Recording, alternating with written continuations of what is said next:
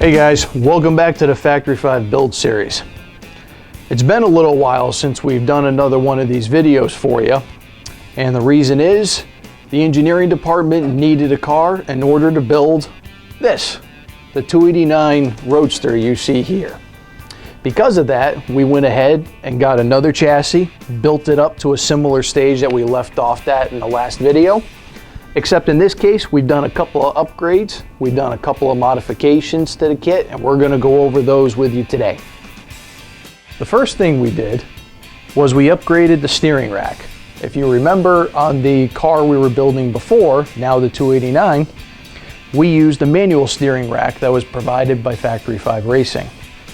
In here, we have a power steering rack. Now this unit in particular comes from a 87 to 93 Ford Mustang V8.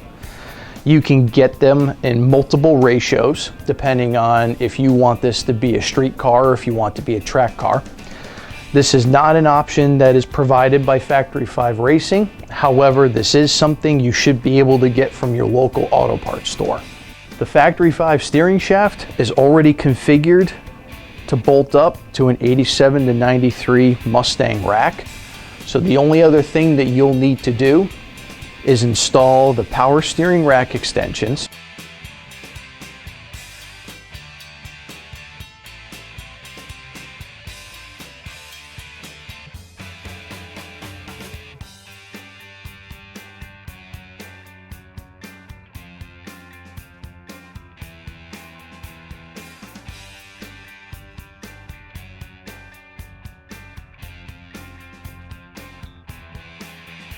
Once you're done installing the power steering rack extensions, you'll need to trim the outer tie rods in order to allow the toe alignment to come back within specification. In addition, you'll also need your power steering lines and your power steering pump and bracket.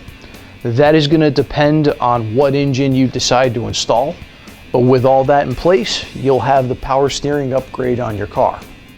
If you remember on the previous Mk4, the clutch quadrant assembly sat off to the left-hand side of the pedal. The Factory 5 engineering department changed it so that we now have a series of plates that get bolted together to make up the clutch quadrant assembly and bolts directly over the pedal. As you can see here, we have a total of 5 plates. You can refer to the diagram in the manual for proper orientation. We will assemble all of these plates together using the 2 bolts provided to attach them. Slide the clutch quadrant assembly over the pedal and bolt to the pedal assembly.